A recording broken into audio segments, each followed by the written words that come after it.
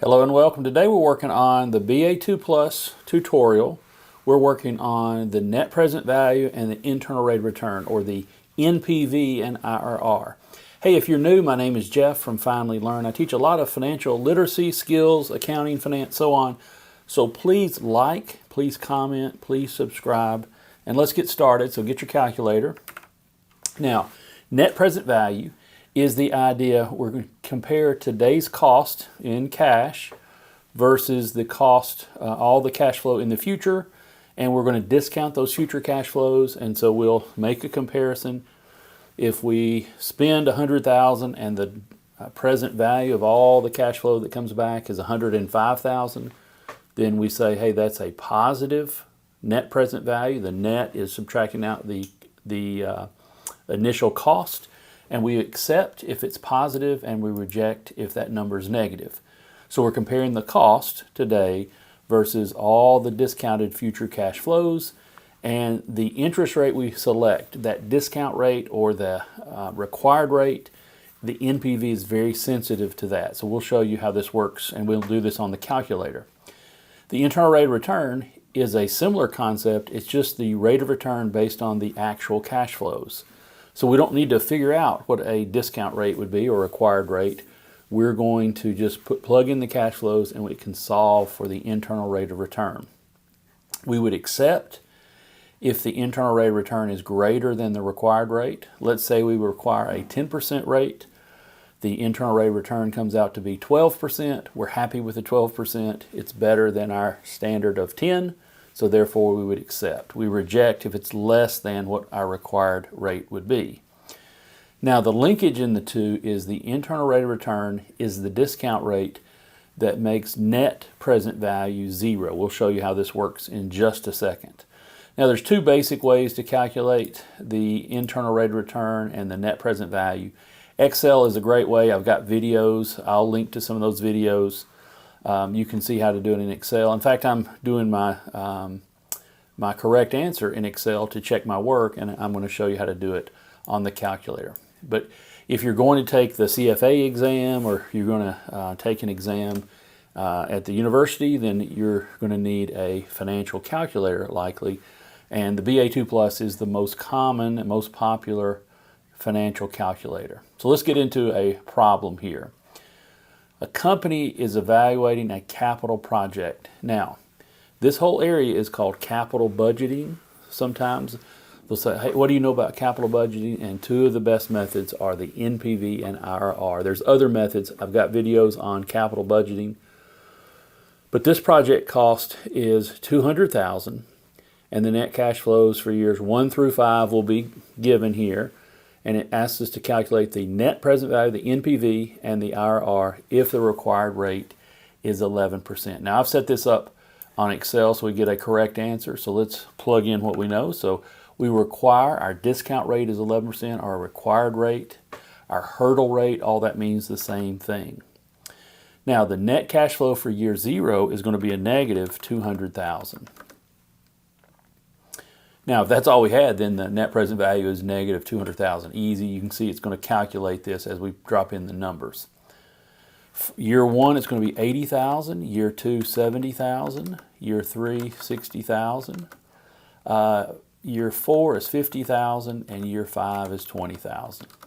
So what we have is we have a net present value looks like it's going to be positive of $17,563, and the internal rate of return. If we invest $200,000 and we pull out this amount of money each year, and we're assuming on annual basis, then we made a 15% 0.12 internal rate of return. So we would, based on this, we would accept because the NPV is positive, and we would accept because this is greater than our required rate. So let's do it on the calculator and show you how it works.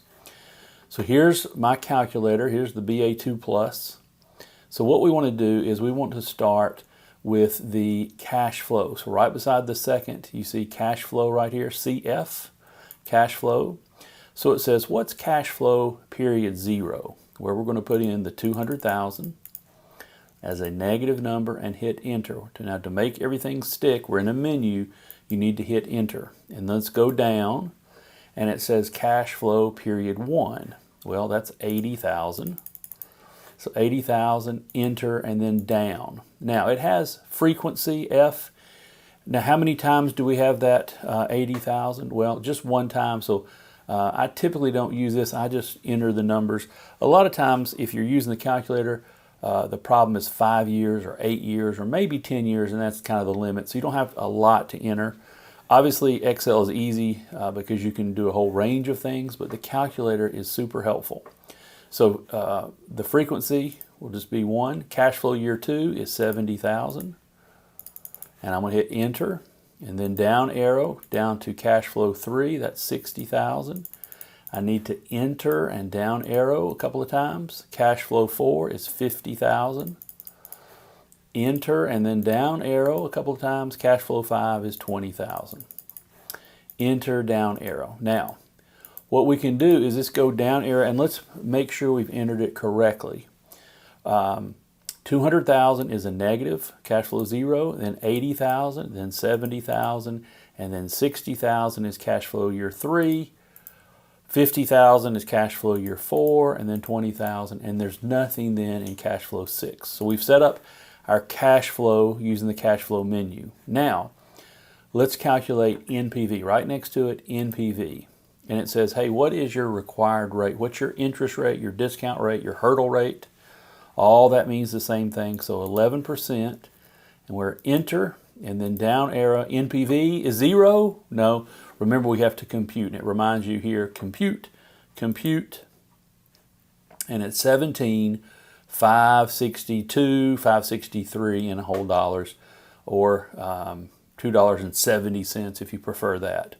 So we would accept because the NPV is positive. Even after 11% discounting, your dollars that you receive are 17,563, larger than the 200,000. Okay, so what's the present value of all these cash flows? Well, it's 200 plus the 17, so it's 217,000 minus the 200 gives us a positive net present value of 17,563. Now to calculate internal rate of return, let's see what else is in this menu. You can do future value, you can do payback period, which is a simple thing, discounted payback. I'm not sure what NUS is. I have to do some research on that. But that is our net present value. Now to get internal rate of return, let's do IRR. And all it does is based on the cash flow. We don't have to put any required return in it. So let's compute. And the internal rate of return is 15.12, so therefore we would accept, because we at least want 11% return, we got a 15% rate of return, so therefore we accept and accept. Both of these would give the same sign, by the way. Now, theoretically, NPV is a little more superior because it's not only the rate of return, but also the dollar amounts. Internal rate of return is only the rate of return. So you could have an internal rate of return 50% just on $100, or you could have a return on $1 million of 10%, and that's going to be, $100,000. So the dollar amount makes a difference. So NPV is a little bit superior theoretically, but it's easy to evaluate NPV and IRR. So they're used lots and lots. All right, number 2, the company is evaluating a project. The cost of the project is $300,000. Let's change this. I changed it to $150,000, so let's update it.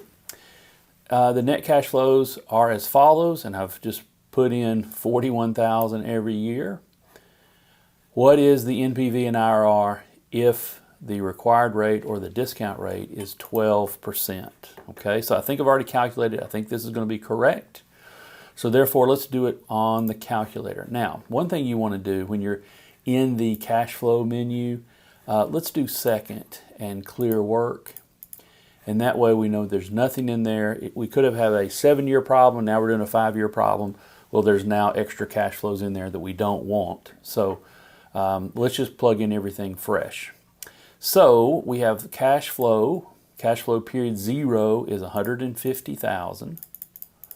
That's negative, so enter. And then cash flow period 1, $41,000.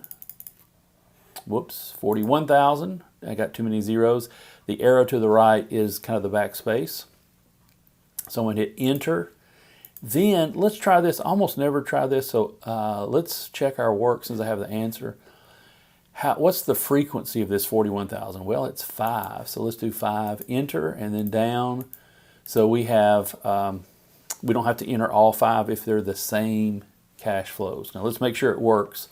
Let's test ourselves here. NPV, we require a 12% return here, enter, down arrow, and let's compute. Well, we got a negative 2,204. So therefore, based on these numbers right here, we would reject because it's negative, right? Now, we also are going to reject. We know if we accept one, we'll accept both. We reject one, we reject both. But let's calculate directly. Let's calculate the internal rate of return. What is the internal rate of return? I've got all the cash flows entered. Compute. It's 11.40 or 11.41, rounds up to 2 decimal places. Now, what happens is, let's evaluate this. We require a 12% return. This is 11.4, not quite the standard, so therefore we reject. But what if we require, let's say 9%, or let's make it 9.5%. Well, at 9.5%, do you see the net present value is positive, and it's still 11.4, so it's better than the required 9.5. So therefore, this flips, and we would accept and accept. So earlier I said net present value is very sensitive to the interest rate. Well, it changes. If I make this 11%, do you see it makes it a small positive? We still would accept. At 12%, it makes it negative, a small negative. We reject. What if we made it exactly 11.41 and all those other decimals? Well, the NPV is 0, right? So internal rate of return is not affected by the discount rate. The net present value is. So if you only required, say, a 10% return, then we would accept and accept. Does that make sense? So this is the way we calculate net present value and IRR on the calculator. Let me go back and change this. NPV, what if we required 10% return? Enter, down, and compute. Then it becomes a positive 5,422. On an NPV problem, this changes if we change the discount rate. On an IRR problem, it doesn't change because it's not affected by the discount rate. All right, so this is how you do it on the BA2 Plus calculator. It's really easy once you get the hang of it. Practice, do my problems, and make sure you're getting the same answers.